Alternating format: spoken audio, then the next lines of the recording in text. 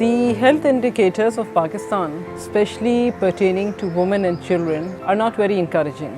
In fact, if you actually compare the health indicators in the past 1 decade, then you will realize that the maternal mortality or the infant mortality has hardly moved 10 figures here and there. Out of nearly 1,000 children born in 1 year, nearly 95 die before they reach their first birthday. After every 20 minutes, one woman dies due to pregnancy-related complications. As you already know, polio is a very big issue and has become a very big issue. It's not just polio, it's other vaccine-preventable diseases like measles, which are spreading. Tuberculosis has come up. All these factors are basically due to health infrastructure which is not functioning very well. There is no nearby government hospital in this area, and there are private hospitals which are very expensive, and these people, they cannot afford to go there. And this is where hope has come in.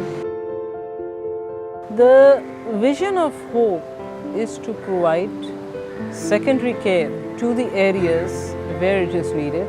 What I mean by secondary care hospitals is that they are open 24 hours, doctors are available, surgeries are done. People don't have to rush to the main cities for cesarean sections, for appendectomies, to getting their gallbladder stones removed, or for incubator care for a neonate, where resuscitation services are provided, where blood transfusion is given, where x-rays are done, where laboratory care is available, where ultrasounds are done. And this is what 80 to 90% of the population needs. And we try to provide quality care to the people near their houses, in the rural areas, as well as in the urban slums. For a person to reach from a slum area to the main public civil hospital and stand for hours, it takes an hour to reach there and then stand for 2 to 3 hours waiting in the lines, and sometimes that becomes very life-threatening too. When you go towards the rural areas, you realize that the hospitals in the rural areas are not well equipped, neither with doctors, nor paramedical staff, nor equipment to provide these services.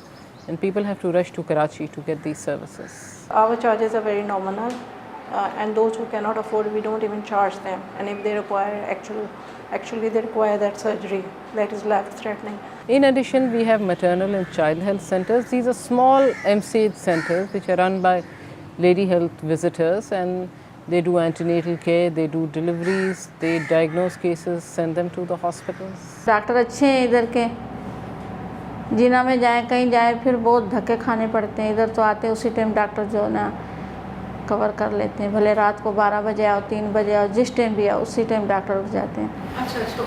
And the third thing that we are doing is we are running a mobile clinic. Now this mobile clinic runs in the rural areas around Karachi, and it visits around 13-14 villages, and these are the villages where healthcare is not available, so the doctors go there and provides healthcare over there. So these are the services that we are providing in the health sector right now. Not only does Hope deal with curative health, that is treating the patients, also one of the things that our doctors do is counseling or motivation. And we do a number of health awareness campaigns, talk to the mothers and the children about the health issues, the preventive issues, talk to them about nutrition, talk to them about family planning, talk to them about antenatal care, about growth monitoring. This is especially true in the rural areas, where we not only talk in the hospitals, but our teams also go into various far-off villages and talk to the mothers. We train the traditional birth attendants so that the mortality and the morbidity becomes less and less. The health issues in Pakistan are numerous, and really over a period of time, we haven't really seen an improvement in the health issues.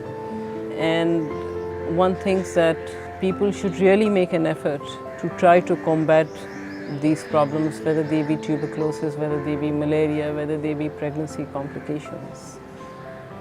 And if everyone joins hands, even then it will take a long time to combat these So the government, the NGOs, the private sector, the public sector, everyone really has to work towards it.